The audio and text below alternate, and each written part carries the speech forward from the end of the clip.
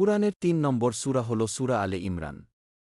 এটি মদিনায় অবতীর্ণ একটি দীর্ঘ সূরা, যার আয়াত সংখ্যা 200। সংক্ষিপ্ত বর্ণনা, নামকরণ। এই সূরার নাম এসেছে কি আলে ইমরানকে থেকে, যার অর্থ ইমরানের বংশধর। এতে হজরত মারিয়াম আলাইহিসসালাম, নবী ঈসা আলাইহিসসালাম ও তাদের বংশধরদের কথা উল্লেখ রয়েছে।